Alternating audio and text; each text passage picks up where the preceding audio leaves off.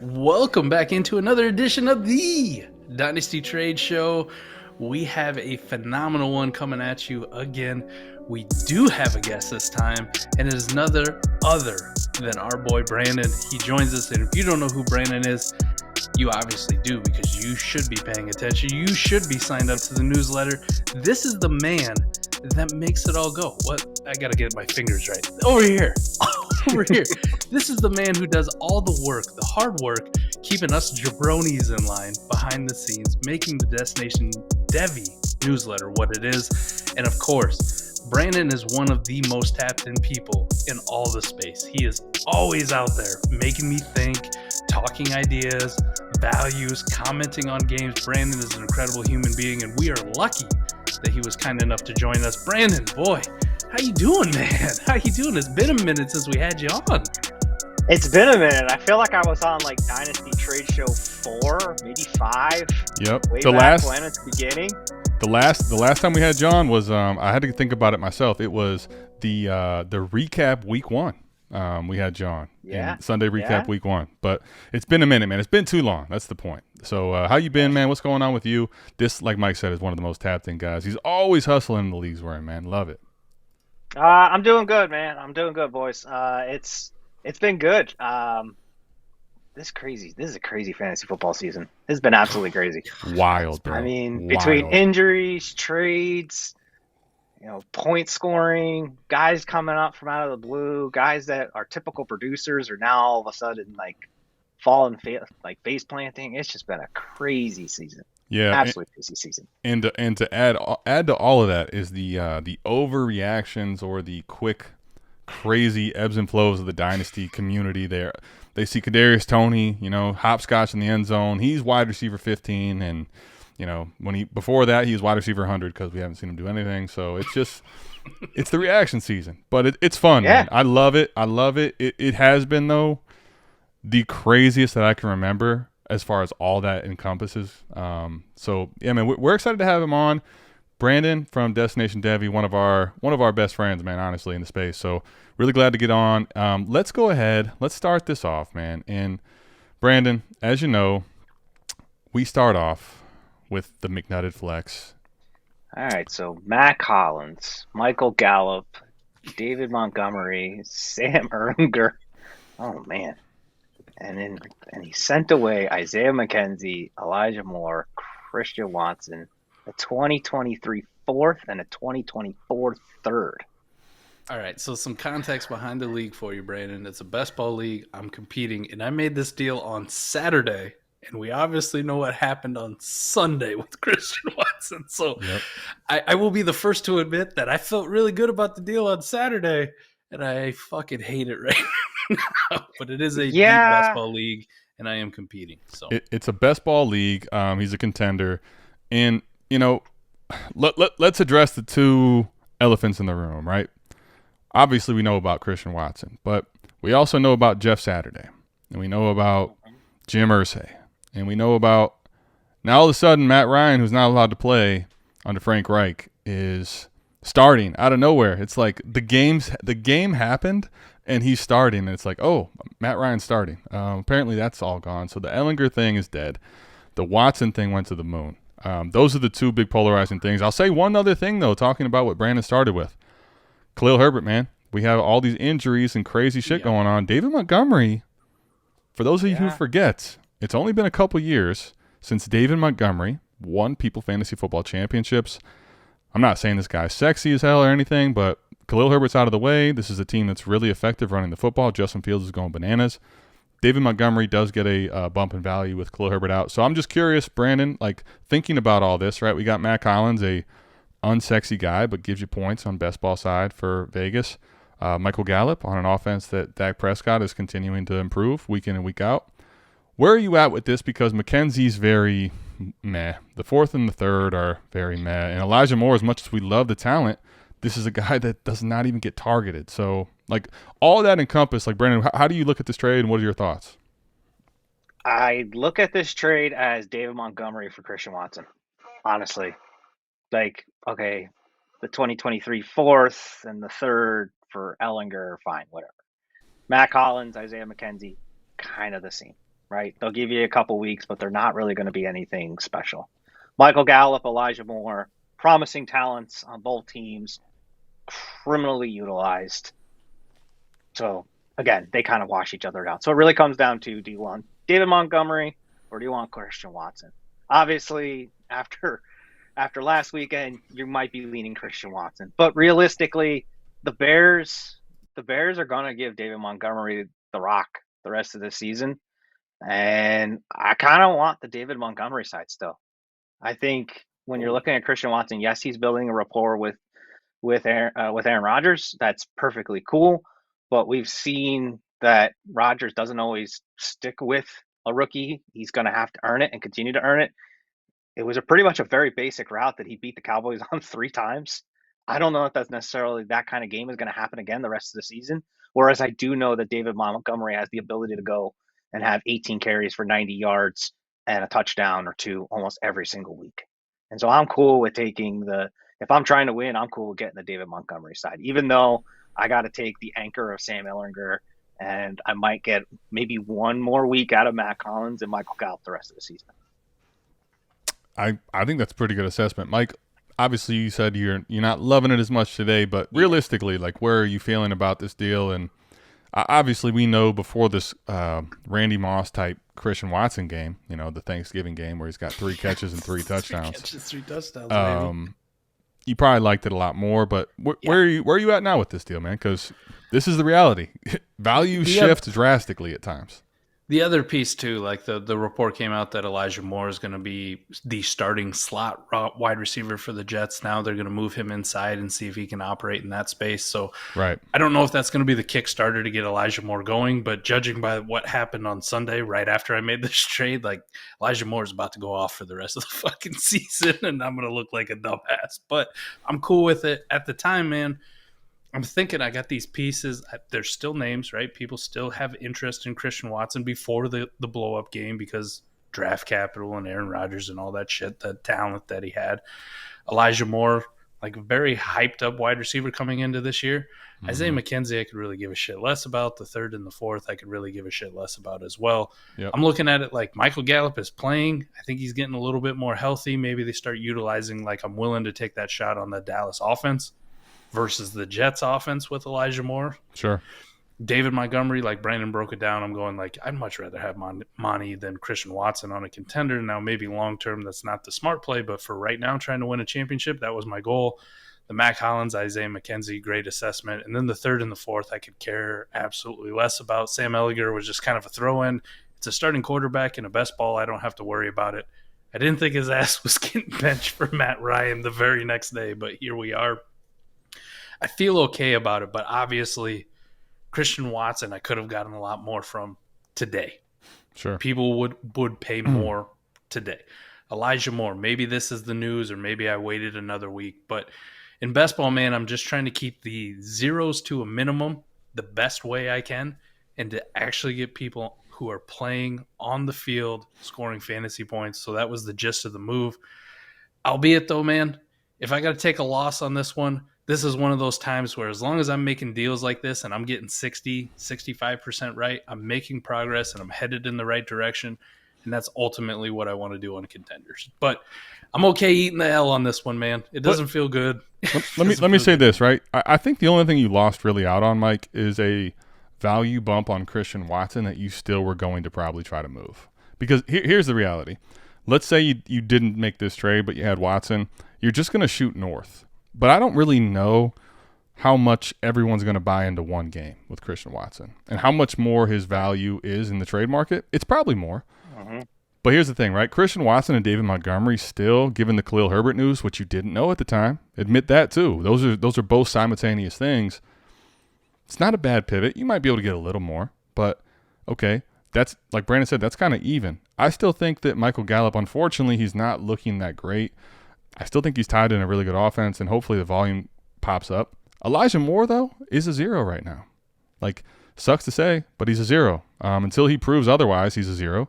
McKenzie's not somebody to rely on. Matt Collins is not someone we thought had value, but he's giving you weeks. Michael Gallup can give you weeks. Ehlinger turns out to be the the pumpkin. I mean, he was not even anything that ever happened, so I don't even know if you can call him a pumpkin. But he's dead, right? But the reality is, do you believe Christian Watson's going to continue to show elite upside in a Green Bay offense which hasn't shown upside much all year? Versus David Montgomery, who's guaranteed to get a lot of touches. I think on the best ball side, Mike, the Gallup and Hollins thing for Elijah Moore and McKenzie, unless Elijah Moore starts tearing it up, is a win for you. So I still think that you probably could have gotten more, but this really on the best ball side of things isn't that bad of a deal. Well, I think the question you probably can also ask yourself is, can you get back into Christian Watson at some point during the season? And the answer is probably going to be yes. Absolutely. If this guy has another clunker game, people are going to freak back out. We just talked about how overreactionary this market is. So interesting deal to start it off. We always start off with Mike or myself. This is a deal that Mike put on here that he doesn't love as much, but I think it's still a solid deal. All right, we got our boy Zach here. I love when you do this. Shitheads, you don't have to make it quite as big and crazy, but I do love when you put it out here so that we can see it. So we got a 12-team Superflex. It's half PPR, and it's best ball. His first and second, those are ranges 102 to 104. So we're talking early first and early second. He's talking a mid-third, as you can see by all the colors like Brandon alluded to. He is receiving Chris Olave and A.J. Dillon. I'm sorry, he's sending those guys away and he's receiving these picks. So Chris Olave and A.J. Dillon, or would you rather have a 102 to 104 and 23, a 202 to 204 and 23, and a mid-third? Brandon, you're the guest. I'll let you start off, man. This is a best ball league. What do you think? I think I want Olave and AJ Dillon. As good as the picks are and as tempting as the picks are, let's just put some names to those picks.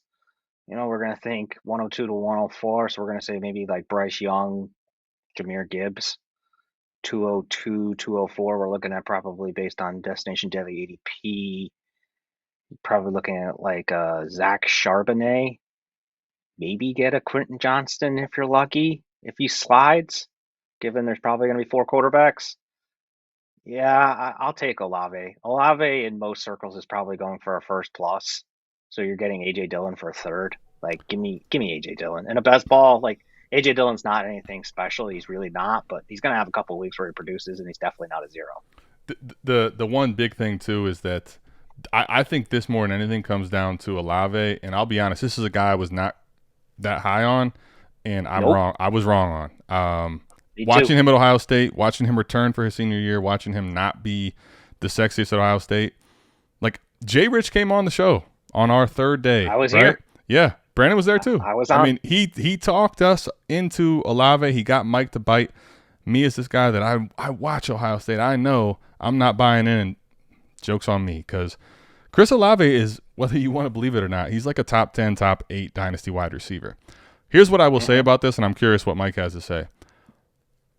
Honestly, for me, it's a big difference at 102 and 104, and I'll tell you why. 104, I think there's a chance where you don't get a quarterback.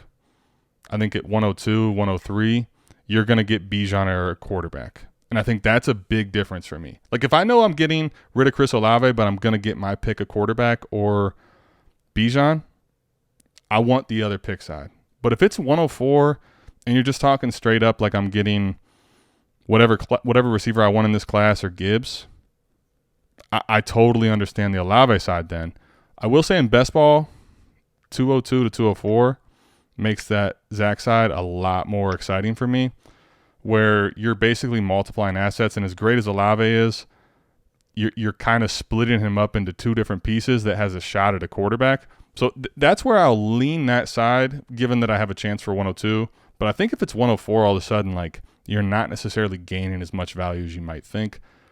I personally can't stand A.J. Dillon because this is a guy that gets all the most inefficient touches. He has not scored since week 1, and all he gets is carries. That being said, he's still worth a fucking third. So, Mike, what do you think here, man? All right, so I'm going to come in a little hot on this one because I helped Zach get this deal done almost live. So we did a team review last Saturday night. Patreon.com/South Harmon, down in the description. Savage Tier gets a team review. So we were on a call. Going over the roster. What should I do with the best ball team? And And I'm looking at it and I'm going, well, you're rebuilding. You want to get off these pieces. You want to multiply assets and best Right. ball. Right. You want to de-risk yourself, right? You want to de-risk yourself the best that you get. Another great point. I flat out told him, and one of the reasons I liked this deal when we brought it up was because if you look at Chris Olave now in the 102, the 104, right? We kind of speculate about who's going to be that pick. Adam, you and I just did a podcast about come April and May, those values are going to vastly shift. Like when people do startups, I can almost guarantee you whoever's going 102 or 103 in those startups, just the way this class is going to be going around the same range of Chris Olave within a few picks. Agreed. Around, yes. I'm fully agreed that they'll be in the neighborhood, yes. And that's where Correct. I think the 202 to 204 is appealing because you're splitting assets. I agree with that. So when I looked at it, I go, as much as I love Chris Olave, right, you de-risk yourself by getting off him in case suspension, injury, bad play, whatever. You don't have to worry about it. The pick's not going anywhere. That, for me, like a 1-for-1, I'm good with. If I look at the early second, like even in this class, like you kind of threw out some names, Brandon, I'm not an A.J. Dillon guy, and neither was Zach at the time. Like, I'm good just, you can have him. Good luck with him. I'll re-roll this into something else. And the third is just a fuck you. Pay the tax, give me a deal. It's a best ball league. The third will actually have some meaning to it. But another good point about it is he's rebuilding. He's trying to make his pick and get his own pick back the best that it could possibly be without having to walk this line of like, somebody else has my pick. I don't want to be too bad because I don't want to gift them, but I'm also not really competing. Like, I'm just in this weird range. Getting that back means a lot for Zach. And after 1 week already, he posted in the Discord there, like he went from the 104, which it was projected before, like he put points on another rebuilder's team and made their pick worse, and now Zach's the 103. Like, dude, this is just something that just keeps going up and up for him. His team got worse. He got the points off his team. So he's headed more towards that 102. And if you're looking at not your choice of Bijan, because he's probably gone, but if you're looking at your choice of quarterback in a Superflex league in a best ball, what's going to carry more value? Bryce Young, CJ Stroud, or Chris Olave? And I would argue that the quarterback would carry more value. Situation dependent, obviously, where they go. But glad you walked that out because intrinsically, right? I'll be honest. When Brandon said all the colors made me forgo looking at the fact that he's getting his own picks back. Normally, I look at that and say, what pick is it? There's some name. I'm looking at all the colors. I'm just thinking 102, 104. You make a great point. Because if it's your own picks back and you're moving the points off, you now are more in control of making other moves to get 104 closer to 102. And what I said all along was if you're telling me it's 102 and 202, I like that just because you get the quarterback opportunity and you can flip those so much more. You can leverage them a lot easier than you can wide receivers. Great point because on the intrinsic stuff, you're de-risking, you're getting both of your own picks back. Very good point, man. I hadn't even thought about that beforehand. Brandon, I don't know if there's anything else on that deal that you wanted to touch on because we kind of just talked on a couple things. I mean, I played the other side. I'm just kind of looking at KTC right now, just kind of seeing where these values are on these picks, just to kind of talk to where Mike's point. Yeah. 2023 early first is comparable on KTC somewhere in the range between Christian McCaffrey and CeeDee Lamb. Yeah. An early first, right? So go. That's what K2C has them at. They already have them as a top 25 asset. Yep. So if we're saying Olave, if we're saying Olave is 25, which is just below the 2023, then essentially, by value standards, a second and a third for A.J. Dillon is a win. Yeah, and you know what? That's is a good win, right? That's a good point too because KTC. I can look back and say, okay, you know what? Yes. In my brain, looking at an ADP and looking and saying, yeah, what I want, Blake Corum and Jahmyr Gibbs or Chris Olave. I mean, depending on what you're trying to build, you might want to say Olave, and it's easy to say Olave and Dillon. But when you look at the value perspective of the trade is actually better for the picks. And you know what? The more I'm thinking about this too, great point because they basically have the early first and Olave neck and neck already, and we know. It's uncertain with Olave. He could gain value, but we know the pick's going to gain value. Mm-hmm. You're de-risking. But let me say this. Let me real quickly look at it from the other lens because I don't know, Stinzy, if you're watching the show or not. But from that side, if I have Zach's pick and I have him by the balls, I think this is why Zach, I'm going to lean his side because I'll give you your pick back, which you can get to 102 for Olave, but it's no way you're getting that second. I'm gonna need north of AJ Dillon, and I think when I really think about it from the flip side, I think this is something you need to do a lot. I think this is something that we really need to talk about, and that's why I love this trade show, walking through all this. When I think about it from the other side, Stinzy, I just think you could have gotten so much more back because you had the leverage and you gave it away. I'm not saying that Olave can't help you win a championship, even in best ball. It absolutely could happen. If that's the case, you won. You're getting a value insulated piece as long as there's no injuries. But I think when you have – let me just say this. Everyone watching the show, if you have somebody that is coming back for their own picks and you have their first and their second, understand you have them by the balls. Literally. So you don't have to necessarily just take Olave because it's sexy. You could probably ask for more. So I think that's one piece of the deal that really helps me walk through some of that stuff. So that's a good one, man. I'm glad we walked through all that because that's interesting. We got our boy, Roster Baiter. Cody, what's up, man? Cody is getting, speaking of AJ Dillon, I'm telling you right now, I don't care if he's on every one of these trades because I just pulled him before we did this. AJ Dillon will not be the thumbnail under any circumstance. He's not going to be. But AJ Dillon and Kyle Pitts are being acquired by our boy Cody for Bob Tonyan, Cole Kmet, Damian Pierce, and his own 23 third. We have a 12-team lineup league, though. This is not a best ball. This is a 12-team lineup league. Mike, I'll let you start this one off. Curious your thoughts. 12-team lineup, Superflex. Yeah. Kyle Pitts has ceded a lot of value, but where are you at here? So, you ever been in, like, I'm in this league with Cody. I'm in this league. And you see that trade notification goes across, and maybe you have a few like floating out there, and you get all excited.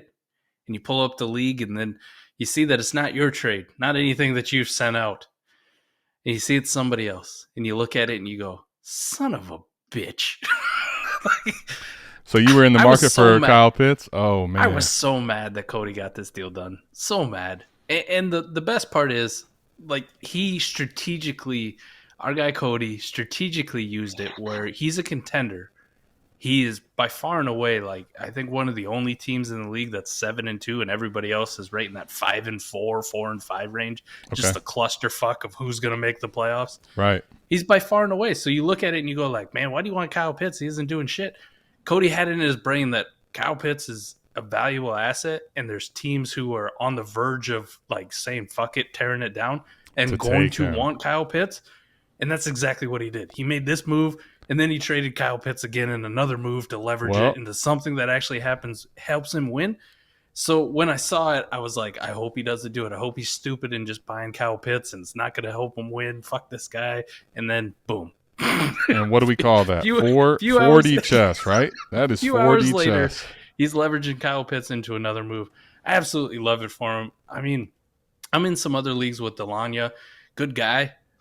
Watches the show too, but when I looked at it, it's like, why on a middle of the road team, like, are you acquiring Bob Tonyan? Cole Kmet, we just saw explode. This is about Pierce, though, right?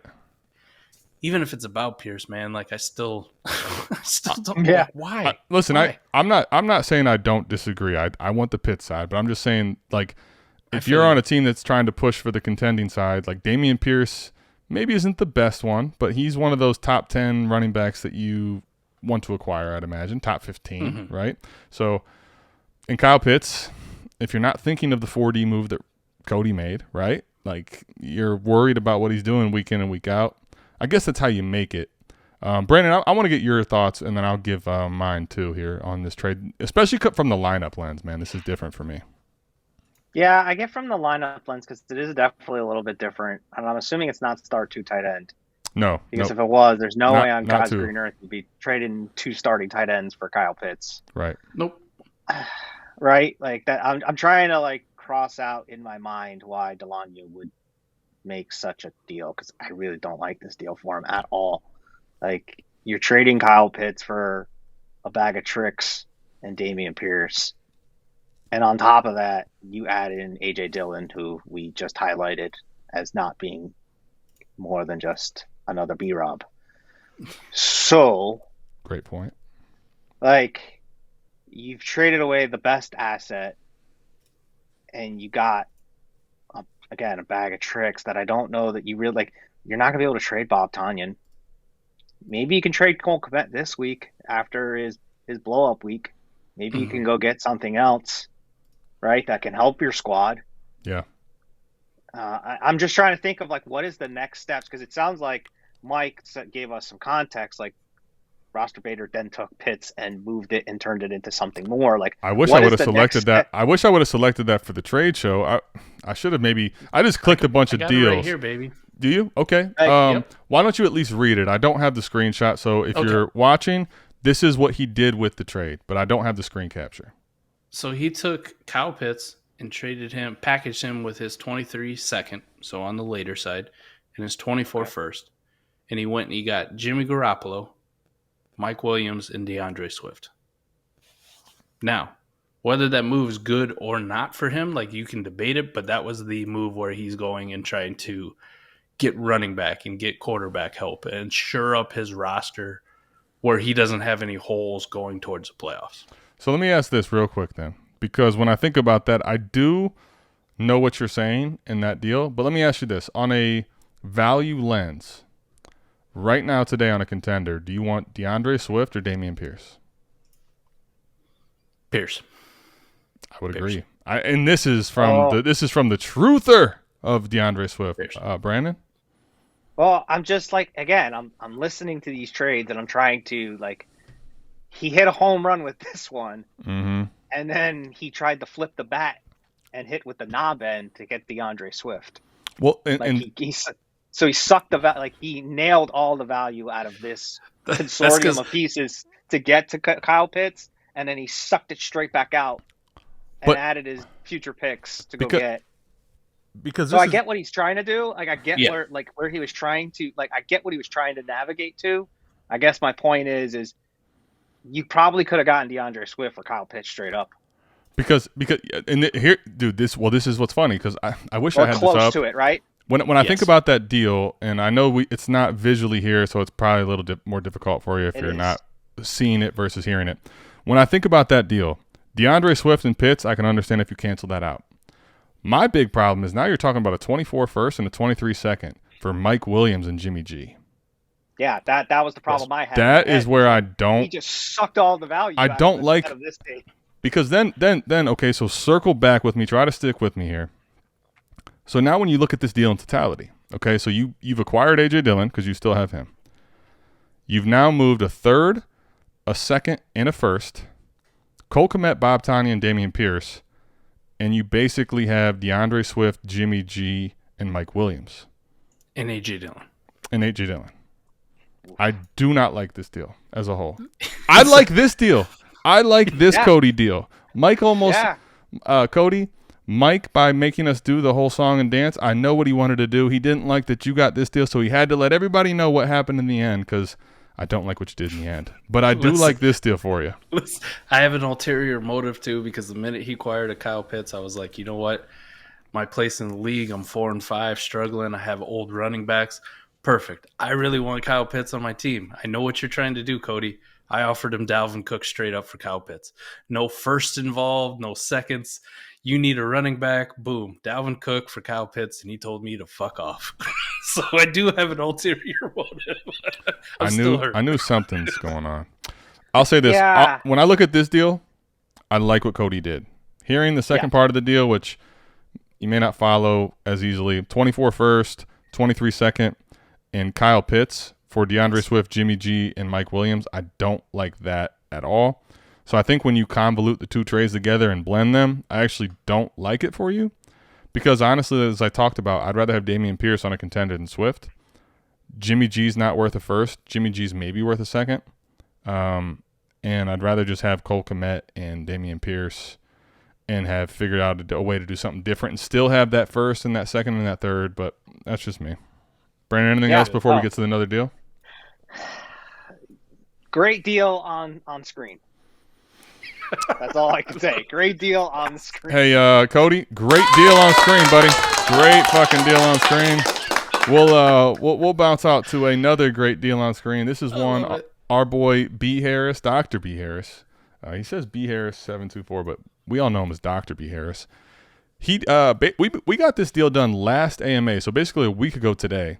he was talking about a best ball team because this is a BB contender for Dr. B. Harris.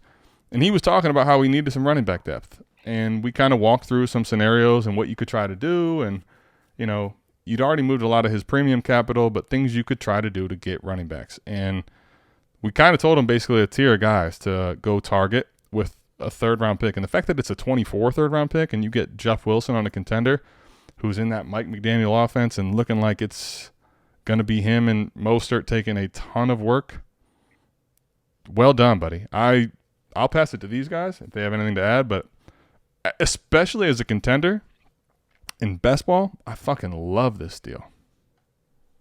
Beautiful. Jeff Wilson is a goal line vulture. He's been it his entire career. He's not going to be anything super special. I mean, outside of this Sunday's game, he's probably going to be a guy who has like 30, 40 yards and a touchdown. Yeah. So to get that for a future dart in 24, go for it. Especially because Brandon's right? Like, we're watching him come off the back of this great game. He played versus the Cleveland Browns. Shout out the Cleveland Browns who can't stop a fucking nosebleed. He's not going to do that every week. But you also don't care in best ball because you just care when he makes your lineup, which makes this even better for me. But Mike, anything else? He got a splash week, right? He got a splash week for a third. Yeah. And that's it, man. Yeah. And he's got a guy who's going to be I shouldn't say just like a splash week, right? Like last week he had a splash week. He was top eight on the week at the running back position. Like he has this potential in him with a touchdown here or there or whatever he does, like Brandon's talking about. You know, he's going to punch one, maybe two in on a good offense. That's a guy for a third. By all means, on a contender, I want to acquire for a third. Now, the question is on the other side of the deal, if you're on a rebuilder and you have Jeff Wilson, like, are you good in a best ball league? Just getting a third? Like, ideally, we want to milk every bit of fucking value out that we can possibly can do. But at some point, you also look at these guys who you're like, dude, these can fall off a cliff and be worth nothing at any point. If I'm on a rebuilder, like, I think for me personally, I'm like, if a third is the best I can get, fine. I really want to try to milk them for 2/3 or a third and a fourth since it's a best ball league. Maybe I hit a dart out of the park in the late part, but at some point, man, I think for me, this is all people are willing to give me, a 24 third, and it's not a 23 third because I know it's going to be late. I'm going to roll the dice. His team's god awful in 2024 for some happenstance. I like it for Bubba Puck as well. Like, I think it's a deal that makes sense for both people. Let me say two things here, and then I want to get Brandon's take on this because this is a interesting topic here. A couple things. One, if you had Jeff Wilson, rebuilding or not, as far as value, right? Just take your build away for a second and think of value. You had a guy that was not really highly sought after, but's been hanging around in Frisco, whether he's hurt, he's had blow-up weeks. I mean, he had that blow-up week, was it last year, 2 years ago versus New England, and then he got hurt at the end of it before you could even put him on the block, right? It's a guy that's constantly been not a big value, but has given you points at times. He went from something to nothing when they made that trade, right? And then when you think about that, so now you have Jeff Wilson, you're rebuilding, you're like, fuck, this asset is dead.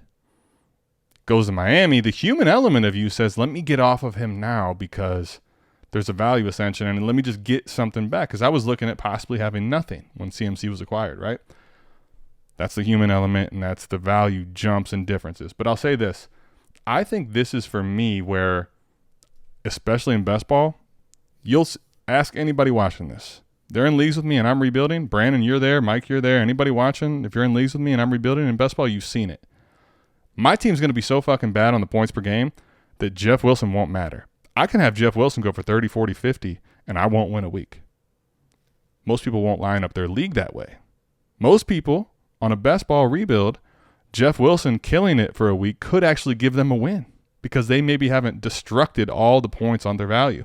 So they're thinking, I'm getting points from an asset that was giving me nothing a week ago, and I'm helping get points off my roster. For me, I would have been more comfortable waiting another week and saying, okay, 2 pop weeks in a row, Mike McDaniel offense, let me get that second. Let me get 2/3, right? I would have been a little more comfortable pushing the envelope. But I totally get where you're coming from, Mike. And Brandon, I guess the reason I preface all that, I want to get your thoughts on Bubba Puck's side if you're taking the third on this deal. I'm fine with getting the third. Jeff Wilson's what Scott Connor refers to as a points-based acquisition. right? You are buying him because you're getting points. You're not buying him to flip him, right? Like you ain't flipping Jeff Wilson. Like you're buying him because 1,000 you're fucking buying percent. right. Like you're buying him to die on your roster. He's only 26, but you're buying knowing he's probably going to sit on your roster for 3 or 4 years, right? There's a handful of them out there, right? The Donta Formans, the B Yes. Robs of the world, right? Like you're buying them to score points. You're not buying them to flip them. Like they're not those kind of running backs. That being said, on the flip side, being in the Bubba Puck situation, if you're trying to get off of them, if the 2024 third is the only thing that you can get, fine. But I find it hard to believe that somebody can't give up a second round pick in the future. I think you can really go all the way out. Like Yep. if you got 2024 picks, you probably got 2025 picks available. Go throw a 2025 second. I don't know how many times I've been told, oh, 2024 and 2025 are too far away. Guys, they're next year. Like Well, literally in 6 months, we're going to do a draft on 2023 picks, and guess what comes to the forefront? 2024 picks, 2024. and Yeah. guess what sits behind them? 2025, and we go through this exact cycle all over again, Man, right? Brandon, thank you. Like Thank you. that's just how that's just the cyclical nature. It's I look at 2024 and I still think 2024's class is better than 2023. I've said that for about a year now, and it's starting to come to fruition even more and more. Mm-hmm. But 2025 is going to have guys. We're Right. starting to see them already pop on the college side. Go get 2025 seconds. Who cares? Right. Who cares if you got to hold that 2025 pick for 2 years? If you're rebuilding, which you're probably doing because you're trying to dump Jeff Wilson for a future third, just go get the second. So Brandon, you hit so many points. I want to touch on some of this because a couple things. One, on the rebuild, I am so willing to take depreciated time value picks today. So to your point, right? And I think you're right. I think when we said this on the pod with JB on 4D Chess, 2024, I think if you look at it one for one, is probably looking better than 23, right? It has a lot of everything that you want in 23, but probably more of the elite potential guys. The only thing that's making it different where 2023 is worth more is time, to your point, right? Here's the other thing about it. Even if you go out to 25 and you take a second, the 2025 second, even on a rebuild, to your point where you said 2024 now is the forefront as soon as the 2023 draft is concluded.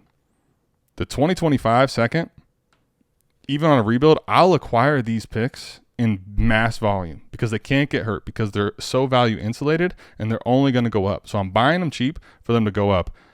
2025 picks, 2024 picks on my rebuilders, even if you're willing to say that you're ready to go next year, you can leverage those picks to people that have to tear it down and don't have other options.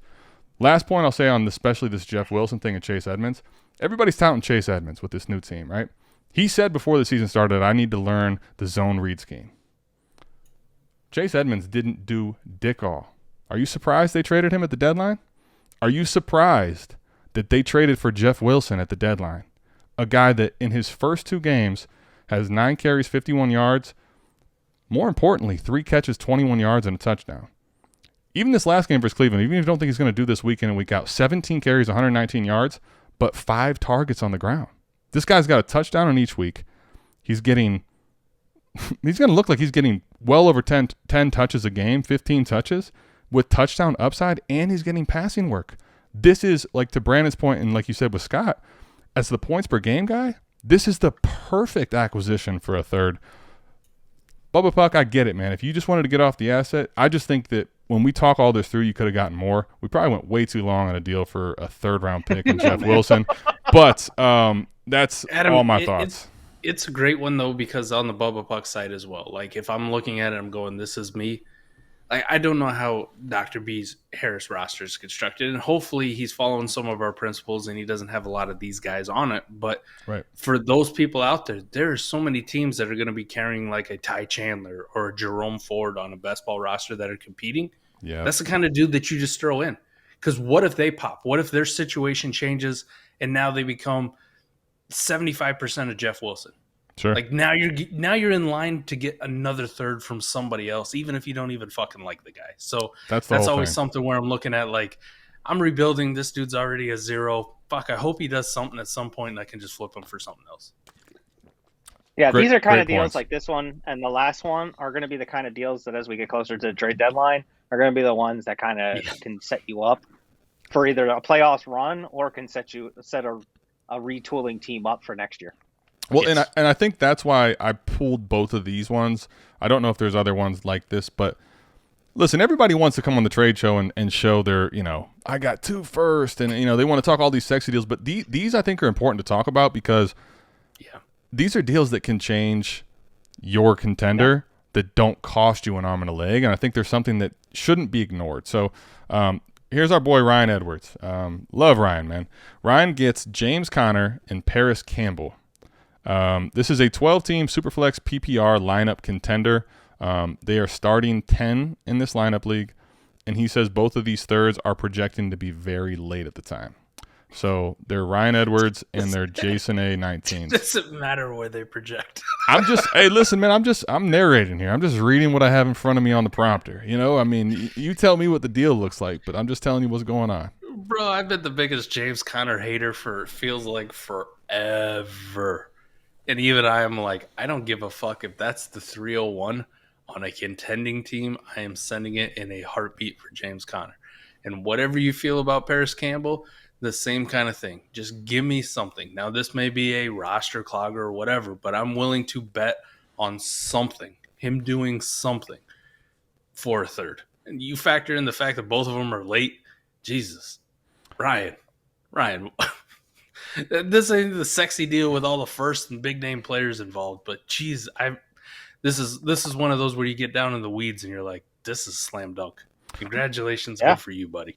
I agree, and I think Mike, to your point, especially knowing its lineup, and Brandon, I want to get your take on this too because I think that you probably played the generic third value in that that they're late. You're getting 2/3 because here's the thing, right? The third for James Conner is light, but in a lineup league, late or not, like I'd probably be okay getting rid of Paris Campbell for a third. Obviously, Paris Campbell could ascend. This probably deal was done before you knew Matt Ryan was even coming back, and you got Ellinger throwing him the football. We've seen him be hurt. I get getting out and maybe taking a win on the third for Paris Campbell, and I think you probably negotiated losing James Conner for the other third. But when I know that they're late on the contending side, this deal's all about James Conner. And personally, I'd trade two late thirds for James Conner, regardless of Paris Campbell's in the deal. But Brandon, I want to get your point. Yeah, I was gonna say, as long as Conner and Campbell stay healthy, it's a smash. Yeah. As long as both. Like I want to emphasize the word both. Mm-hmm. Right? Because if let's say Paris Campbell goes down again for the 14 millionth time. Yes. Okay. 0. You lost a 3-point. You lost like a late dart. If James Conner goes down, you lost a third round dart. Like you didn't really lose anything. Right? If one of them goes down, they're still you're still fine. You didn't really give up a ton. I think that's the bigger point, right? Like he didn't give up anything of significant capital from whatever draft capital war chest he has to acquire two guys that, I mean, they're flex options, right? He can mix and match. He's got more options. It's probably better than trying to start, I don't know, Matt Breida or, Nick Westbrook-Akine, who, popped this week. But outside of that, you know what I mean? He upgraded from waiver wire options to guys who have been producing. Yeah. One thing I'll say real quick, Adam, before you jump in. Sure, yeah, absolutely. Especially now, we talked about Paris Campbell being injured. What do we know about Paris Campbell right now? He's healthy. So I'm willing to make that deal, especially when you factor in the last few weeks with injuries and bye weeks. I know even on some of my contending teams that are properly constructed, just because it's Dynasty, I'm getting down where motherfucker, I got to start this dude this week. This is the best option I have. And I'm sneaking out wins. It's not like my opponents are starting all studs. Everybody seems to be affected by it. And then you look at this week coming up with all the big name wide receivers on bye, all the ones that just got hurt. We have been, we see it on the Start Sit show all the time. People are like, who do I start out of these 3 turds? Pick one. And it's fuck.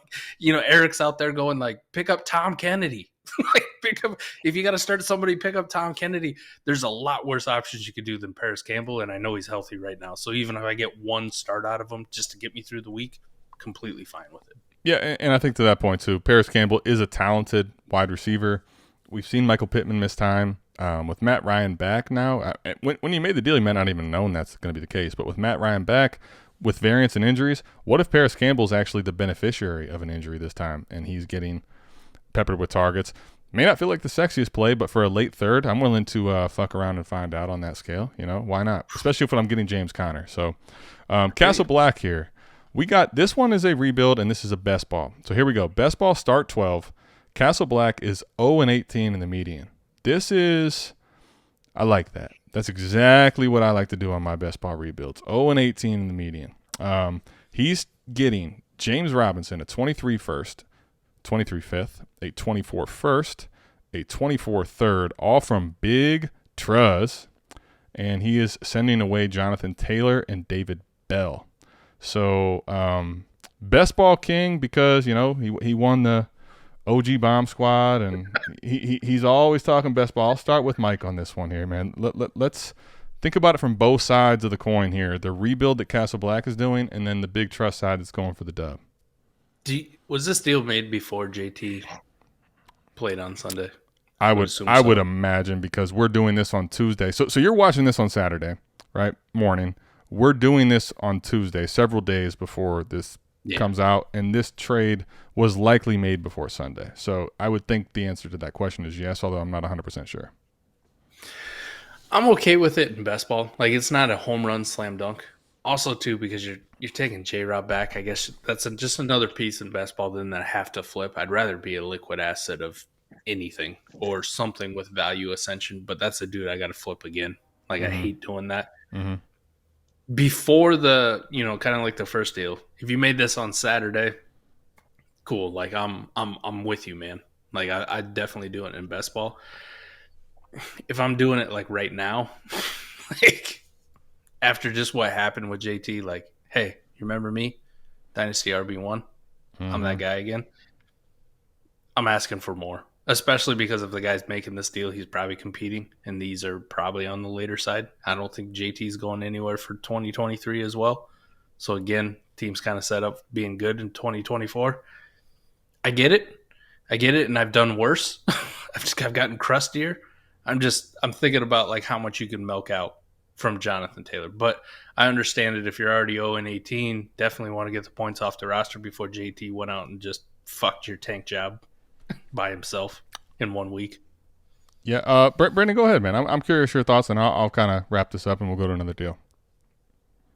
I think he sold JT for a little too light, personally. Okay. It probably happened before. I'm sure that it did. Yeah. Because let's just say David Bell's worth the 2024 third. Okay. And the 2023 fifth, because the 2023 fifth is literally I fully agree. He's worth the third at least. Yeah, and the fifth's worthless. Yeah. So J-Rob and 2 firsts or Jonathan Taylor. Like, come on.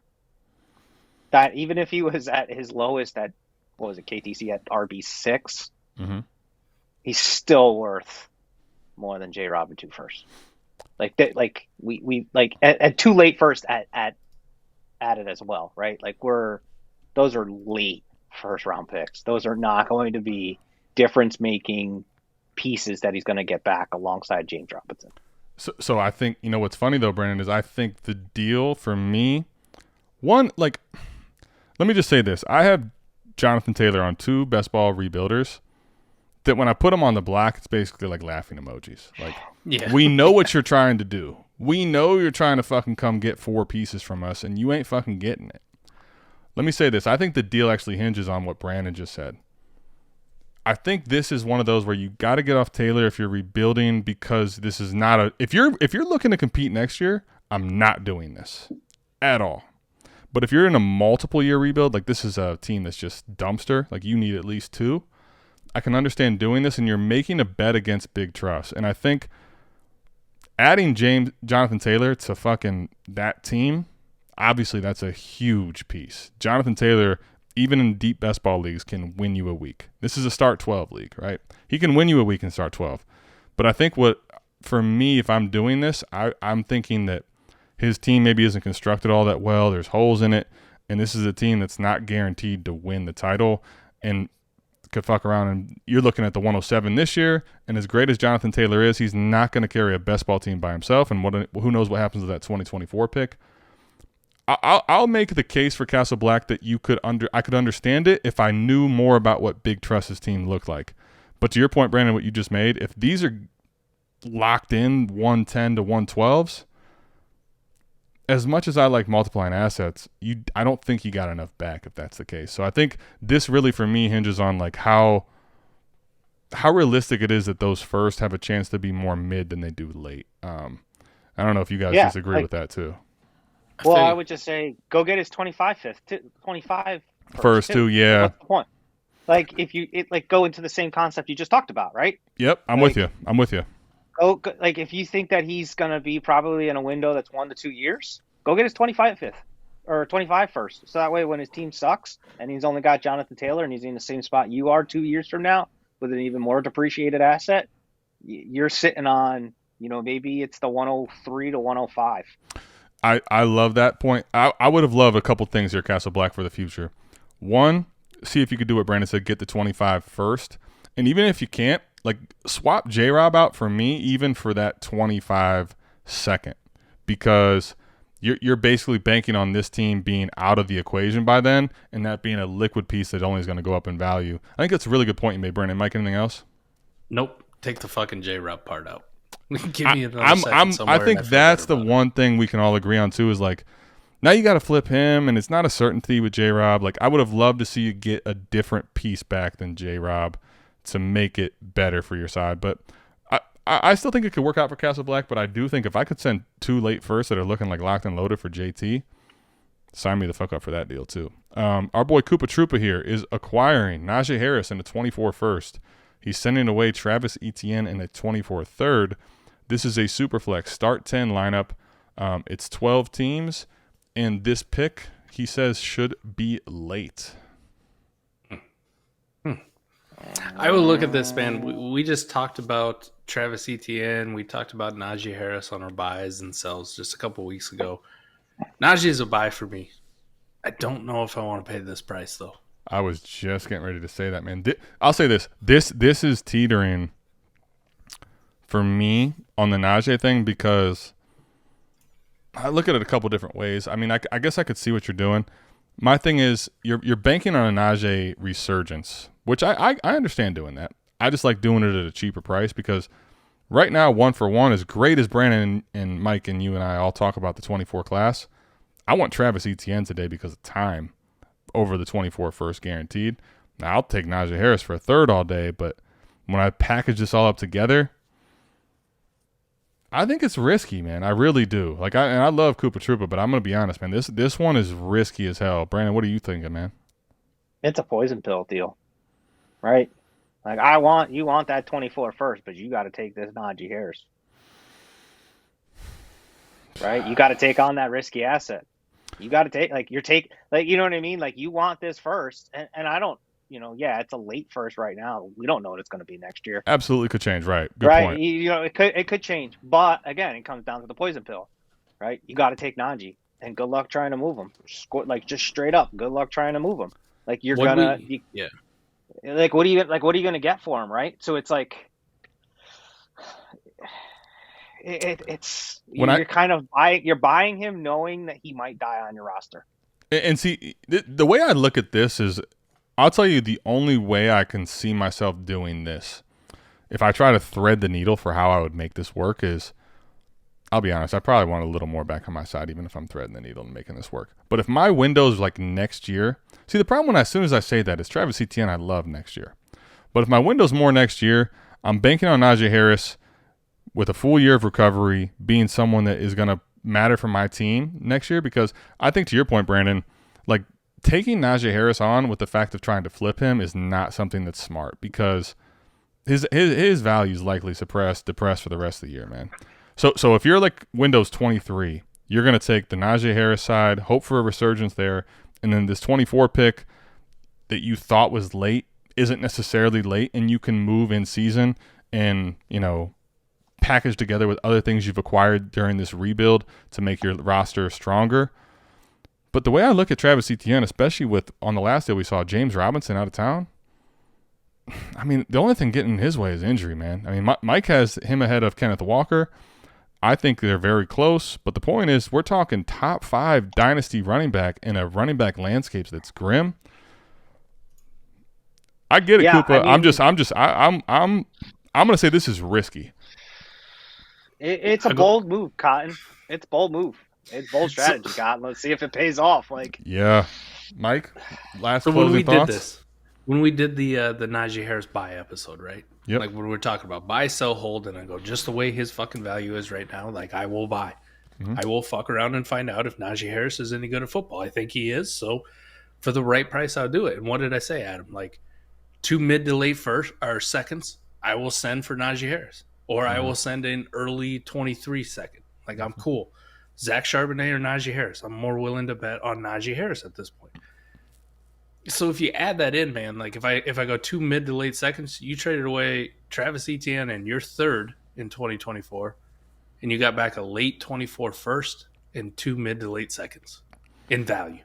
You take Najee Harris's name out of it. Mhm, Or sure. you traded away Travis Etienne for an early second and a late 24 first. Mhm. Either way, that's selling Travis Etienne way too low, Well, in my opinion.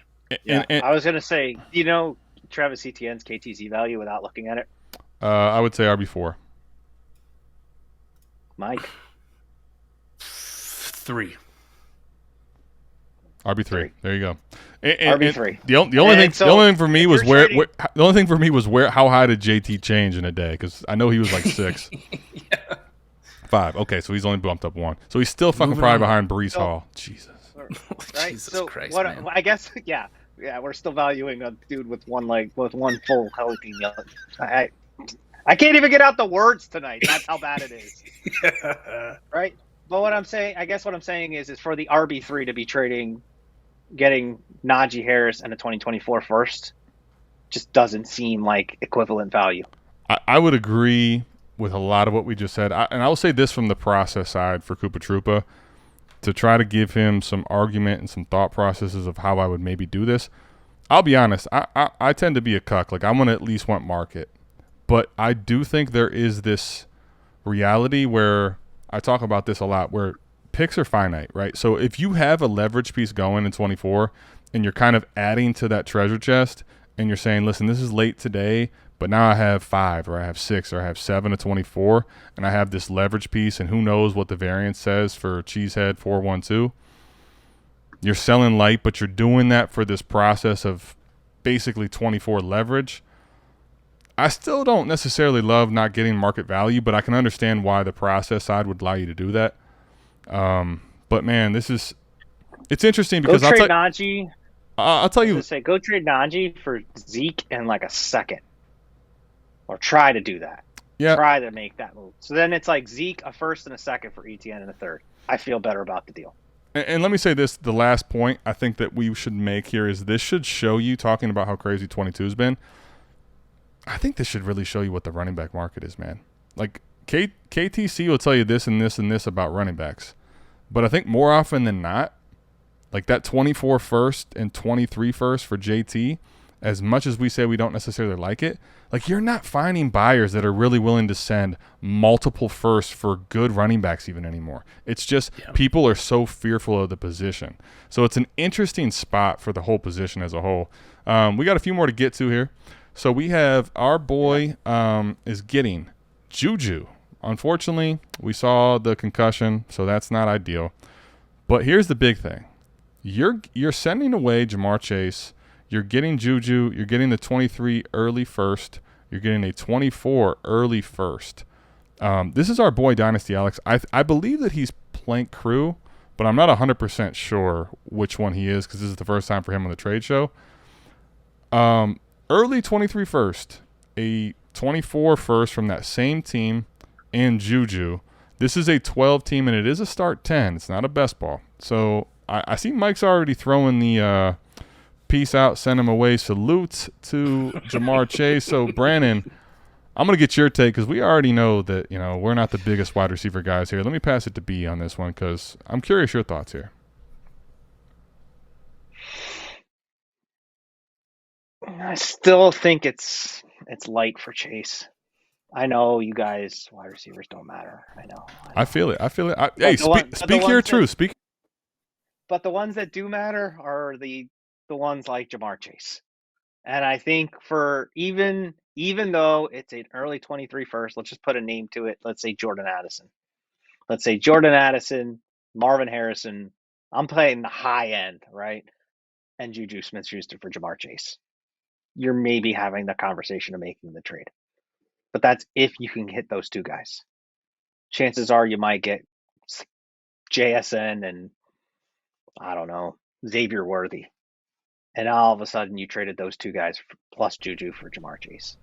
I don't think you're going to feel as I know we're speculating and we're going far end on the spectrum. I just think that there's probably like another second worth of value that he could have wrung out of this one.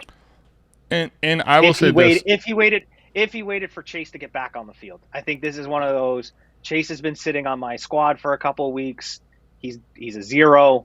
I'm getting nervous. I'm getting close to the playoffs. I need to move him. Let me see what I can do. Oh, let me get Juju. Oh, and I'll get 2 first-round picks that I can utilize to get more pieces. So let me say this before I get to Mike with the salute, because I do think there's something to be said about a certain point you made there with you sold Jamar Chase not at his peak, right? Because he's hurt. So that has to be something that's talked about, because right now Jamar Chase is not playing football, and even though we know he's value insulated because it's not a career-ending injury and it's not something that should bother him long term, he's going to come back to the top 2 wide receivers in Dynasty discussion, and wide receivers right now are very, very, very highly sought after. Let me say this though: I think the way that I look at this is a tear down, but a cross positional tear down. So I'm looking at a couple things here, right? Like the Juju thing, especially in start 10. Like, I know Mike's more on the Juju train than I am. Even before the injury, like, I think Juju's a speculative starter in start 10. So I'll admit that. But here's what I'll say. Early 23 for me really means that I can get a quarterback or the chance of Bijan, which has immense flippability. Then I'm also looking at this, and I also see that the 24 first is the same name that has the 23 first that's early. And I ask myself, in start 10, does Jamar Chase going to that team by itself mean that this pick is not going to be early again in 24? And I think that's the big thing for me that the deal kind of hinges on, because I think Brandon makes a great point. From the market perspective, Jamar Chase is worth a fucking haul. So when it's only 2 firsts and a Juju type player in start 10, you do feel like you're selling light. But if there's a scenario where this is a 101 to 103 in 23, and you can maybe find a way to flip Juju, and then that 24 pick, you're sitting on a leverage piece or just holding it until it's a top 4 pick as well, top 5 pick, knowing how good the 24 class is, knowing that I can secure a quarterback in 23, I could really make the case for doing that. But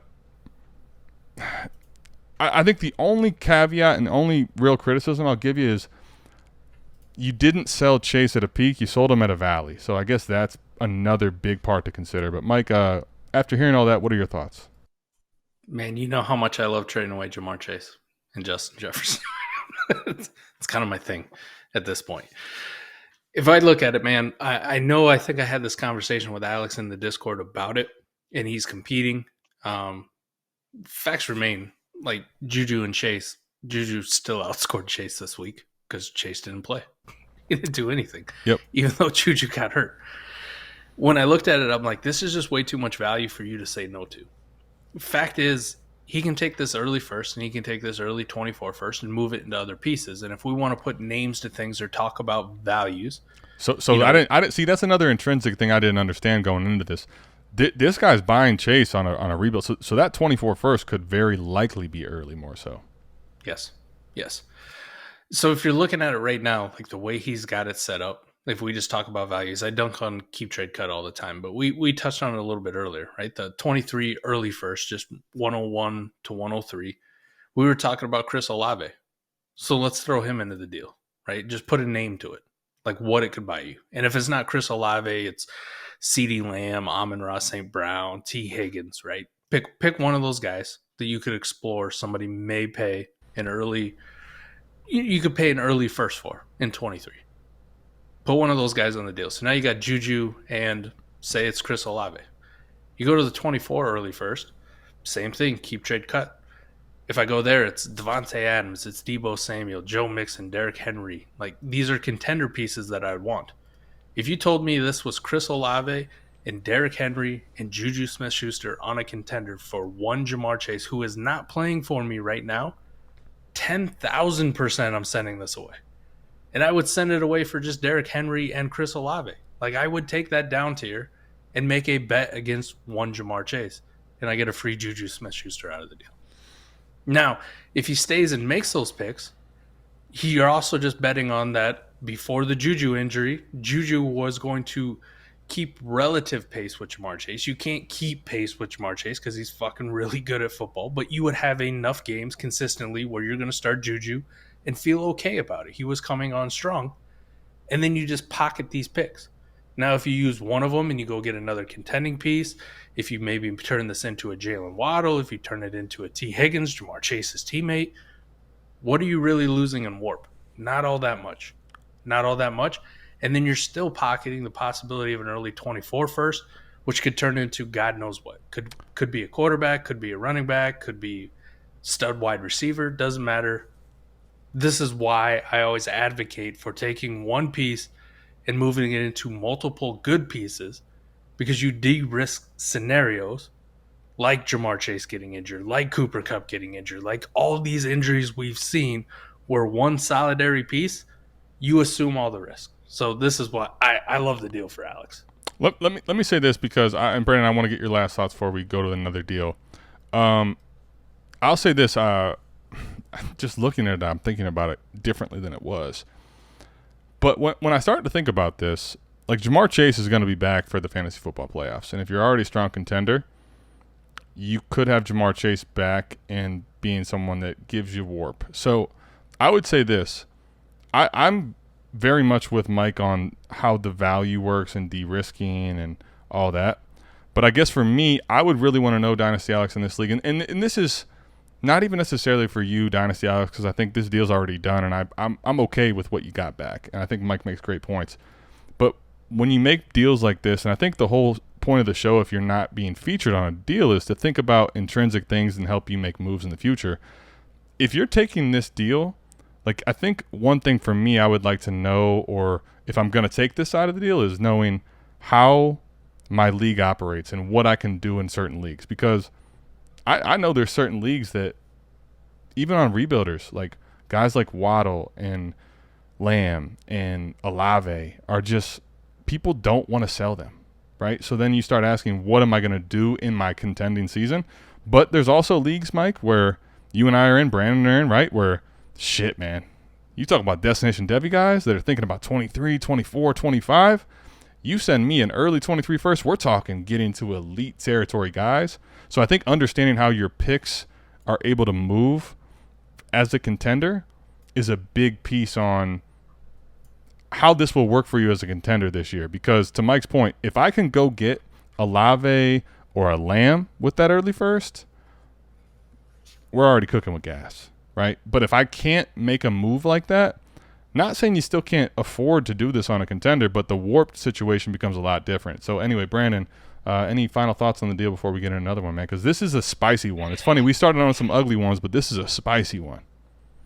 And I think it's kind of to go with what you were just saying, right? Like, and I think it's part of the reason why I still want to chase is if you don't have a plan with that early 23 first and an early 24 first, like, you're just making a trade just to make a trade to maybe just get on a trade show, then you're doing yourself a disservice. Like, you're making this trade with Chase now because there's a situation that's on your roster that we can't see.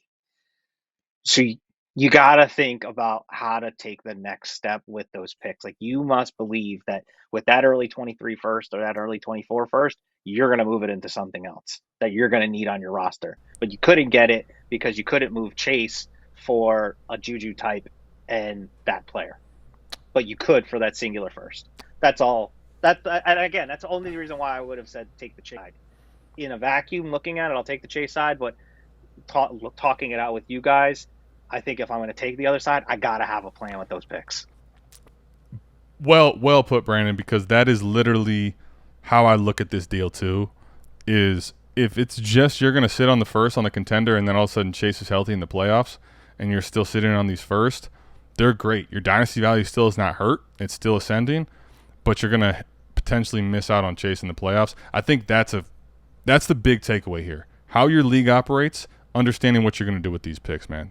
Great conversation. Love doing the trade show with Brandon, man. All right, so here we go. We got to have a Kyler Murray deal because Mike has turned into hating Kyler Murray. But here's what we got, buddy. Our boy B. Hall, right? We are now talking about a singular first for Kyler Murray. But here's what I'll tell you.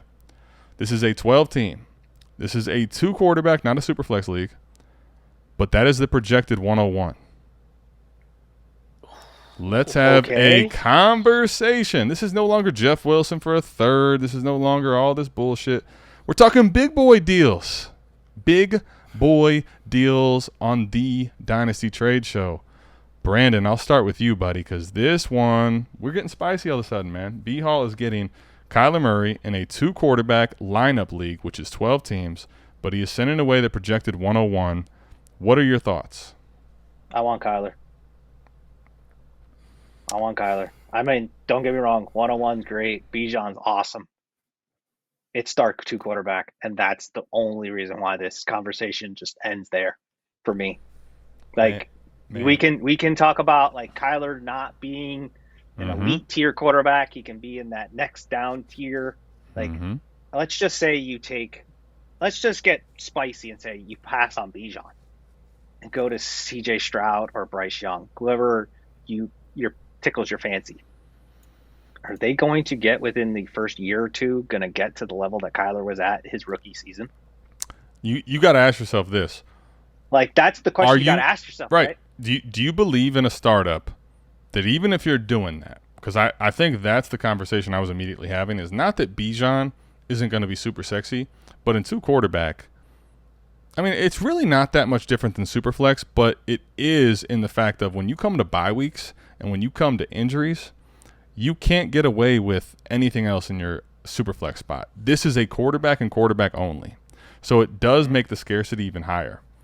So when I think about that, I think Brandon really nailed the reality of this. If you're making this bet, because it's only a one-piece deal, you're not multiplying Kyler. Like, do you believe in a startup next year that Bijan or Bryce Young or CJ Stroud are going to be going ahead of Kyler Murray? Because I think that's the conversation. And Mike, I want to get your take here, man.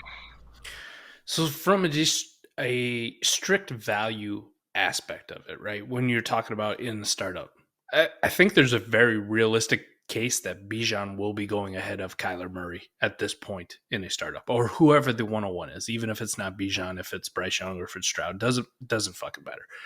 That person, just by rookie fever, the way we get around that time, will be going ahead of Kyler Murray just from what we've seen.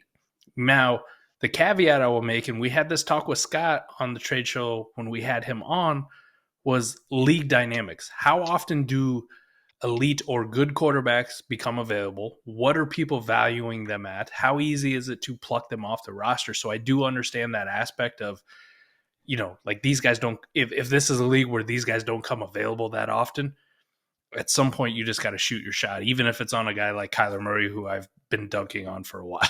Even if it's on Kyler Murray. I will say this, though, like the part of me who just thinks value, I want to leverage that 101 when that 101 is properly valued, when people have that rookie fever. And I want to really test the limits of how strict people want to hold on to these elite quarterbacks when all we're doing as a fantasy community, all this show is going to be talking about is rookies. And look at this guy's combine. Can you believe Bijan ran a 4.35 and he weighed in at 225 pounds? Gosh, he's going to be the next Saquon Barkley. He's going to be the next whatever. That's when I want to try to leverage the pick. So I don't really understand why I make it now, but I will caveat with the aspect of, if you know your league, you're going to know your league better than I will. If these guys don't become available, Brandon, I'm fully with you at this point. Like, as much as I shit on Kyler, like, the finite good quarterbacks in the NFL have become readily apparent that it's a shit show after about 10 or 11 of these guys. Kyler's still in that top 10 or 11, no matter how much we want to dunk on him. I fully get it, man. Like, you can go out and you get yourself a Kyler Murray right now, but the part of me who's like, I want to capitalize on the maximum amount of value, I would be doing that in April or May, unless I was an elite contender right now and I just had a spare 101 laying around, and I'm like, you know what? Putting Kyler Murray in a 2-quarterback league and starting him every week is going to put me over the top, plus the value's right on point if I didn't need it as well. He traded him his own first back. I just noticed that. That's crazy, right? That's how you bend people over. That's how Adam was talking about. That's exactly how you bend people over for their own pick. Adam, you're muted. Good call, buddy, because I was trying to talk, and I'm out here thinking no one's even listening to me. Of course you aren't, because I'm fucking muted. Anyway, yeah, I think this is the big difference in why Olave, for me, on that other one is so different versus that 102, 104. It's like, if I have your pick, you got to come correct. And this, I think, this deal, man, is so interesting to me because this is going to be a Kyler valuation for you. And it's funny because we did this 2 episodes with Scott, but this is basically similar. If you really don't believe in Kyler and you want to say, I'm going to get off of him, I'm going to get my 101, and I'm going to do my rebuild this way, that's a big bet because whether it's Bijan or whether it's those other quarterbacks, gosh, man, we look at what we've seen with the 21 class. Trey Lance has basically not played football, right? Mm-hmm. Trevor Lawrence has had skittish games. He's been up and down. Justin Fields hit crater value before he started to hit ascending rocket ship value. You're talking about with these rookie quarterbacks so much uncertainty. Kyler Murray, as much as we want to talk bad about him, even if Cliff Kingsbury is gone, he's got a bag. He's not going to be not a starting quarterback in the next several years, right? He is going to be a starting quarterback. And what have we seen? Like, this team right now is 4-6. They got offensive line issues. Zach Ertz just went down, but Hollywood will be back. I don't know what Dre Hopkins is going to look like next year, but he's looking okay right now. They could upgrade their team. This is a guy we've seen have top 3, top 6 seasons at the quarterback position. Listen, I understand if you want to take the one-on-one side here, but I will say because it's a singular 23 first, even albeit the 101 and 2 quarterback, even if I don't believe in Kyler, I'm willing to just take Kyler today because here's the other reality. When Hollywood comes back, who's to say Kyler doesn't have some splash games, even with everything going on? Who's to say that you aren't buying Kyler at the basement right now, right? Like, and then on top of it, we got to what Mike said is, what if you're a contender and you got that 101? Like, you're also taking the shot in 2 quarterback that I'm getting a top 10 asset, flippable, put in my lineup. I'll be honest, man. There's a lot of things with the 23 101 that I love. 2 quarterback, 12 team, not doing that. I want Kyler. We got a couple more to get to. We got Liebert doing Michael Gallup, a James Cook share. James Cook's an interesting one. 23 first, 23 second, 23 third, 23 fourth. Basically, Bull 0604 sending the whole damn 23 class. He is receiving Etienne, Sutton, and Higbee. Obviously, the big piece of this deal is Etienne. Higbee, as Eric Van Eck on Start Sit likes to call him, is a blocking tight end. And you get Cortland Sutton. You're also getting a 23 first, second, third, fourth, James Cook, Michael Gallup. This is a 12-team Superflex failed contender. I'll give you one big, huge piece here. This pick currently looks like the 102, which also means that that's a 202 and the 302. Okay. We're having a big conversation. Failed contender, 12-team. I'll kick it off, man, because when I looked at it initially, I'm like, but this is my guy Liebert, man. What the fuck you doing, man? You're one of my favorite Canadians out there. What the fuck you doing selling these guys this low for? 102, 202 changes it entirely. And say what you will about Gallup, and James Cook has been nothing, but I still believe in you, James. I still love you, man. Yeah, on a failed contender, I would take this in a fucking heartbeat. We just talked up Travis Etienne and how much I love him, but I look at the 102 right now. If this is where this is at right now, probably going to get better, though, with Travis Etienne and Cortland Sutton. You would assume. Right. I would assume. So you're probably looking at the 103. The 103 and like Michael Gallup, James Cook probably get you close to Travis Etienne come draft time, come startup time next year. whoever that is, C.J. Stroud, Gibbs, Bryce Young, doesn't really matter. Cortland Sutton for Gallup and the early second. Fuck yeah. Fuck yeah. Like, I'll send that away. I'll make the bet on Michael Gallup. Liebert's a Cowboys fan, too, so he really does have an affinity for Michael Gallup, so you got to factor that in. The third, the 302 and the 402 for Tyler Higbee. Yeah, see you, fucking Tyler. I hope you pack your shit, get the fuck out.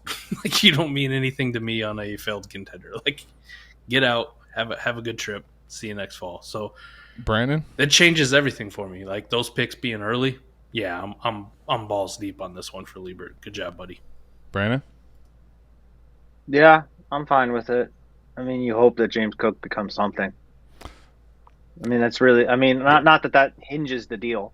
I don't want that to hinge. I don't think it hinges the deal. I think the picks need to be top 4 for this trade to make sense. If they're not top 4 because you just gave them ETN and Sutton and Higbee, like, you pray to dear Jesus that there's not a logjam between 2 and 6, that these picks all ultimately become like middle of the pack. Like that's the only, like, could you have gotten this deal done in a few weeks? So that way all these points weren't sitting on his team. Yes, Like that, great like point. that's the fear. That's the fear with trading, getting literally the other side's entire war chest of 23 picks, is that you are now banking on the fact that the rest of that guy's team is terrible. Man, that's what you're banking on. Because if not, you just traded Travis Etienne for, a mid-first round for middle picks. Like, nope, not enough. And then that also means that you're trading Sutton for a mid-second, and then yes, because to your point, the deal shouldn't hinge on James Cook, but then it would. I think, and that's why I like having guys like Brandon on here that play in a lot of leagues and understand that, because playoffs aren't determined yet. Now, if this team's horrible dog shit and you're talking about 1-2 wins and this is locked in 102, I get it. But I think Brandon makes a great point that if you would have held out another week or two, maybe you de-risk the fact that this pick could get worse. Also, I'll give Lieber some credit. He's in this league. We're not.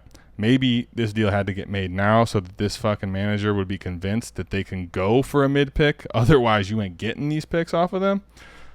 Yeah, dynamics are interesting, and I'm with you though, Brandon, because I think this is the reality. If you tell me it's locked in 102 and 202, I really see that, and then I say that I like your side, and then James Cook all of a sudden is the intriguing piece of what if James Cook hits down the road, and that's where I like the Liebert side. Man, this is one of those that I almost want to pin, and I want to see how it plays out later, because to Brandon's point, if these end up being mid picks, I still think it's not horrible, but you definitely sold light on ETN. If these are for sure 102 and 202, you have so much options for flippability down the road, and I'm going to like it for his side. This one's very interesting, man. And I'd like it for Liebert's side, but I think there's definitely some caveats where ETN continues to ascend in value, and Sutton isn't the sexiest, but, man, he's still worth something, even in a lineup league, so... Brandon, you knocked it out of the park with the analysis on it too. Like, we're not in the league, so we don't know what the record situation is. We're heading into week 11. Playoffs are going to start in week 14. If you're looking at it and you're like, even if this dude wins the next 3 games, at best he's 103. You know what I mean? Like, we've been in those leagues where the bottom is so bottom. Like, right. The guy's got 1 win, second lowest points for it. It's like, you get on a hot streak, it doesn't matter. The guy above you is still like 4 games ahead of you. This doesn't matter. This is the 102 or the 101, or this is at worst it's the 103. If that's the case, 100% everything I said about it. But you nailed it on the head, man. If this turns into the 105, the 106. What if this team sneaks in the playoffs somehow? And now you're talking about. God, here's the thing. Here's the crazy part, right? Because as crazy as that sounds, if a team sneaks in the playoffs, it's no longer even 107. Like, it could be, but they could win a game or 2. Yes, we were just talking. I would like to believe that's not the case, but go ahead, Brandon. I was gonna say, I think the guy Bull 0604 is probably thinking like, hey, I could maybe even be buying here right now low for Travis Etienne and Cortland Sutton, right? Like, I'm getting Etienne and Sutton for a first, for Gallup, Cook a first and a second, and I'm gonna get tossed in Higbee. Well, all I gotta do is toss in my third and my fourth. Like, I might like. It's one of those things where this is where trade shows are fun, because you don't know the context, you don't know like what the league looks like. and you're just trying to look at it in a vacuum, and you're trying to figure out, okay, Liebert's probably he's a failed contender. He's trying to acquire picks, but sometimes you got to also, like, as a savvy failed contender, you have to look down the road and see, if I get these picks and I give him, Etienne's been worth 15, 20 points. Cortland Sutton's been worth 10 points. Higbee's been clearly hyper targeted this year. That's another 10 points. Like, if I add these 35, 40 points onto this guy's team, he's been averaging, if he's been averaging X and now he's going to all of a sudden get Y, what does that do to change the narrative on his team? Right? Or, we could be completely off base and this guy has no quarterbacks and he's absolute crap and he's just picking up some pieces, right? Well, like, and he's got the 101, he's got like 5 firsts, and he doesn't really care that his picks are being thrown around, right? Like, and that's what makes it so fun. And I think also when I think about this trade, we pulled this. We talked on Friday on the Dynasty clock, and I think about this from the failed contenders standpoint. Is a lot of times we'll talk about a trade today in a certain light. And when we think about how the Dynasty clock works, if you know that these picks are not having a really much of a chance to go past 103 or 104, you know how there is going to be January to July of conjecture season and all the combine and all the hype, right? And you're just trying to get pieces of that moving liquid value, which can't get hurt. And I think if that's the way it is, I really like what Liebert did. But I also say, man, this is one of those, man. And I think, honestly, just think about this if you're watching the show. That's the type of stuff you should be thinking about when you're making deals in the situation of a failed contender. What's the other team look like? If I send these pieces, like Brandon said, what can that do to his team? That's some of the whole fun about the show if it's not just your trade. Thinking about how I'm going to better position my team for success long and short term. We got 2 deals left here, gentlemen. AL Michael 16 is receiving a 24 first, a 25 first, a 24 second, a 23 second. This is basically all for AJ Brown. Robbie Anderson is not valuable. Irrelevant. He's not valuable to the Panthers. He's not valuable to the Cardinals. We got a 12-team PPR Superflex rebuild, and this is a lineup league. Brandon, you had your hand up, so what are you thinking, man? Peace? AJ. Yeah. Love you. There it is. Like, Yep. love, like, don't get me wrong. I like AJ Brown. I think he's a wonderful talent. But if you're going to give me a 24 first, a 25 first, and some seconds, and you're going to take this anchor off my roster and Robbie Anderson too, Here, take Robbie. Bye. Just like the Cardinals Bye. took Robbie, Oh my God. Like, I will see you in 2024, and I'll probably buy AJ Brown for half of what you gave me. And what I like too, I'm only going to say one thing. I'll pass it to Mike. We can get on to another deal. And this is nothing against you, Al Michael. We're not going to put this deal into too much analysis because of the way it is. But I actually really like that he's buying the 25 pick, because when I think about this, it's kind of like what we talked about with Scott. I'm thinking 23 second, 24 first, 25 first, 24 second. You're giving him this piece now, and you're giving him this Robbie Anderson that he's allowing to be valuable. I'm thinking either he doesn't have his 23 first, or you're allowing him to think, oh, you're 23 first, you can have it. You're buying these picks out, and I'm looking at the way that he's moving these picks and not understanding is I am buying gold mines that are going to rise in value because the roster construction, the way he's thinking is not – it's inept, and I'm going to take advantage of that. And here is your A.J. Brown today. Mike, that's all I got. What do you think on this deal? You nailed it, buddy, and Brandon, you hit it right off the head. Like, I'm an Eagles fan. I love AJ Brown, but peace. See ya. Get the hell off. And it's almost like an extra third, right? You almost get an extra third back because somebody dumb enough to take Robbie Anderson off. Yeah, this almost feels like a pawn shop deal, right? When you go to the dealer and you give away your really like nice asset. I love it's that. Like, hey, I'm gonna give you this, and I'm gonna give you like zero interest, on this loan that you're gonna take out on this other item here. Like, okay, like Adam, it's a shiny, like here's the shiny object. It's a payday loan, man. You touched on it perfectly. You touched on it perfectly too, man. Like we talked about 25 picks and how you should discount them because the market discounts them, right? People just fucking throw them around. They don't give a shit. It's so far out. I'll probably be dead by the time this pick comes up or whatever the case may be. But if I'm going to make a bet, like a contender comes to me and goes, I want to buy this an elite asset from you. cool, man. Like, I know where your 23 picks are. I know exactly where they're going to be. Mm-hmm. Fuck that. I'm going to bet against you that in 2024 and 2025, you can't keep this shit together. You can't keep this shit together, and I'm just going to hold these with diamond hands because at some point you're going to look up and go like, hey, what the hell did I trade my 102 for? What did I trade my 2025 101 for? Oh, yeah, Robbie that's Anderson. right. Well, let's 2022, I traded it for Robbie Anderson and AJ Brown. Son of a bitch. let's call it what it really is, man. If you have a lineup league, this year should teach you, because we talked about the craziness, how even if you thought your team was awesomely juggernauted, you would need luck to have no fucking crazy distraught variance to your team. I've got lineup leagues which, when you looked at them before the season, you're like, yo, this is 110 minimum. I mean, this is a semi team. I'm looking at 3-6 right now, 3-7. Like, there's so much shit that can happen. That's in 23. Think about what your team can look like in 25. Trading a 25 pick in a lineup league, you better be getting a steal, because that is such an unknown. I think that's what's crazy about it. And then when I really think about it too, to your point, Mike, like, this guy can be thinking about what he did with his 102. The guy that took over the Orphan's going to be like, man, how do I fucking undo what he just did? Because this is fucked up. This guy traded Robbie Anderson. You better hope.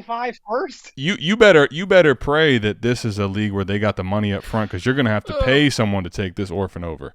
I'm going to have to trade Kyler Murray straight up for this 25 first. The 25 101 that turns into the 112. All right, last deal. Burrito Slayer. This is the last deal. New-ish patron. I don't know if it was this week, but fairly new. Burrito Slayer is going for the acquisition of Kyle Pitts. He's still believing and buying. He said, I accepted this, but not sure. We have that it's a Superflex lineup league. That's all the context we have. He is sending away Cole Kmet, a 23 first, a 24 fourth, and a 23 third. Lineup league, let's assume 12 teams, start 10-ish, whatever. Are you comfortable sending a first generically Cole Kmet for Kyle Pitts, or is that something you're not still doing because of everything going on right now? This depends on where that first is, man. Yeah, as long as that pick ain't 101, 102, I'm cool with it. I'm fine with it. Like, I'm fine with buying Pitts for Cole Kmet and a first. Like, there's worse things I've done. Yeah, I think that's pretty much it for me. Like, if this is, I would even stretch out to 103. If it's 103 or worse, I'm cool. I want a shot at Bijan or the two quarterbacks. If I don't get Bijan or a shot at the two quarterbacks, I don't care. Yeah, I think this one comes down to two. Like, what's the tight end premium? Is it two tight end? Right? And if we're talking, if you take none of that into equation, if you say that none of that really matters, it's just a standard tight end premium, start one tight end. For me, 103 or earlier, it's not that I don't think the deal's correct, but I think that it's not timed purposely, because I think that the 103, 102, 101 will continue to ascend to elite type value, where Kyle Pitts we're just seeing with Arthur Smith and Mariota. He's not going to value ascend. That being said, Kyle Pitts is probably going to be attainable for a little while this year, and that may come to a halt. So if this is not the 103 or earlier, and especially in lineup, I'm sending this away. I'll take the Cole Kmet peak. Here you go. Here's that the late 23 first. I want Kyle Pitts all day. So I think that's basically it. 103 or earlier. Not even that I don't like the deal. I just don't think it was timed correctly. But if it's later than 103, I'm all aboard. This is where I still have too much Kyle Pitts love too. Like, if this is 108 or later, man, fuck them picks. I'm gonna buy into Kyle Pitts. Like, I'm gonna buy in. We get into like 106, 107. I'm probably still buying, though I don't know if I want to buy like right now. This is where we talked about on that episode the Dynasty clock, and people getting fucking crazy. Like, what's going to change between now and if you made this deal at the beginning of April, right? Like, not after the NFL draft. Not a whole lot. Like, unless they pull off some crazy fucking move for a superstar quarterback. Right. They get fucking Lamar Jackson because the Ravens talks break down or whatever. I'm just throwing shit against the wall. Don't fucking quote me. I hear you. If it actually happens, they'll come back and give me credit for this show today. But you know what I mean. Yeah, I'm with you. There's not a lot of outs for Kyle Pitts like massively increasing in value. There is a lot of outs for that pick increasing in value. No matter where it is. No matter where it is, people are going to be like, oh, shit, like, I always really wanted whoever the fuck it's going to be at the 108.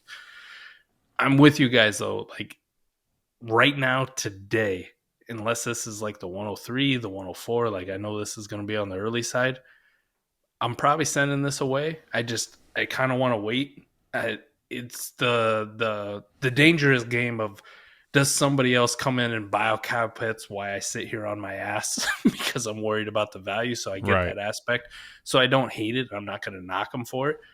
If this is an early pick, though, like, no fucking chance, man. If this is a 103 or better, there's no fucking way I'm going to do it, because I know for a fact whoever the 101, 102, 103 is going to be drafted probably before Kyle Pitts. Let me just say this, man. I don't know if you could tell.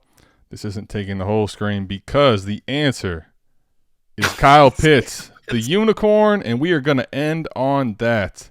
So go get yourself some Kyle Pitts if you can just send a single first. It's more middling. Brandon, we appreciate you coming on, man. It was fun as hell to talk up these trades with you, man. Yes. Did a little mini marathon with you as well. We are out here chopping up a bunch of trades. There's a lot of intrinsic talk, things of what you're doing in your league, what the team looks like, what the other team looks like.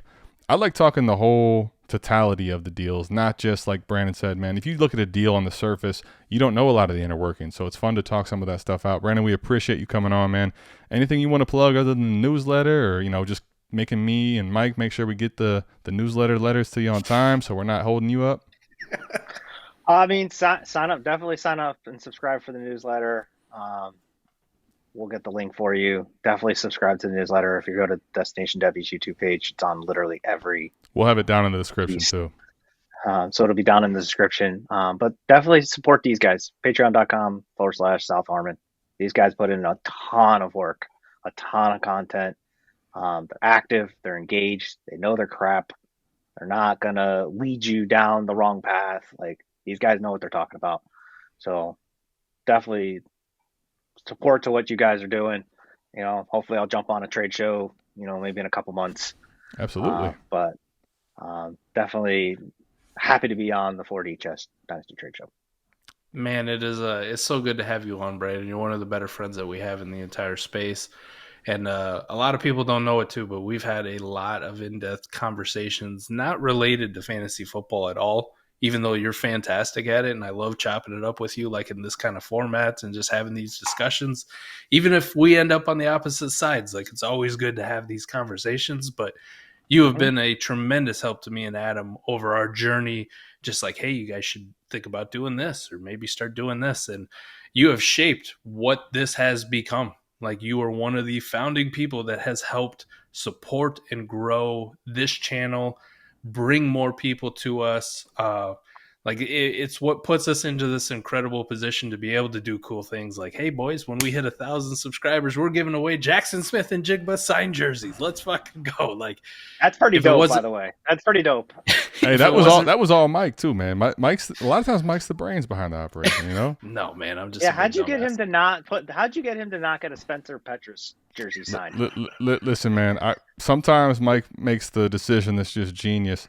I'll say this too, man. To that point, when we started in Heisman, right? When we first met, like, we had some disagreements, and what's great about it is, I think it actually helps everybody in their forming of their process and understanding how to get better. Because, the first deal we talked about, Mike and I came in there adamantly disagreeing, and I'll tell you right now, I'm not even going to tell you what the deal was, because we want the other side, the Brandon side of that deal today by a mile. And let me just say this too. Lastly, what's really cool is how the friendship is so good, man, where, we're doing content, and like Brandon said, we're doing a lot. So we appreciate all the subscriptions, anybody on the Patreon. We want to help you guys tremendously, but I get, out of nowhere, my wife's going to have a baby. Here it comes. First person that says, hey, listen, man, I got you. You go handle that. I'm going to make sure that, the trade show is taken care of. Brandon right here. So had to have him back on with all three of us, man. fantasy football community is really cool, but Brandon is one of the dopest people in it. Make sure you're subscribed to the newsletter, which is down below, because not only does Brandon do a great job putting it all together, I mean, Mike and I don't even really like writing. We try to put our eloquent words in for you. And even if you don't like our eloquent words, because they're not that eloquent, everybody else on the Destination Devy team is putting great stuff out to there. So listen, man, hope the trade show is dope for you. And that newsletter is fire. Yeah, I mean, there's start sit, there's injury, there's rookie profiles, there's ADP, there's prop bets if you love prop betting, both NBA, college, and NFL. You don't even have to play Dynasty. You got bets out there, you know? I mean, yeah, you don't even have to be like a Dynasty player. You can literally be, you know, a basketball person. I mean, well, not to mention there's podcasts. There's always the 4D Chess podcast. That's one of the top podcasts that's on there. So even if you miss it for some reason because you were just falling asleep the entire week, it's in there for you. Absolutely, man. So, Brandon, we appreciate you coming on. We will have you back on here. If not on the trade show, we will have you back on a lot of the other things we do, AMA, 4D Chess, whatever it is. But, Mike, anything else before we get up out of here, man? Man, that's all I got. Another great trade episode. I know this one went long, so if you stuck with it, thank you so much. But we get a guest on here. We don't put turds on here, right? We bring the best. We bring the smartest. We bring the people who are actually in the trenches playing Dynasty leagues, not just talking that shit. Brandon's out here in these leagues with us, riding the struggle buses in some leagues and kicking ass in other ones and rebuilding. He's doing it all, so he's in the trenches, so he knows what the fuck he's talking about. But we thank you for sticking with us, and we will be back here same time, same place next week. That's all I got, man. Thanks, Brandon. Love you, dude. We're out of this thing. Thanks, guys. Peace.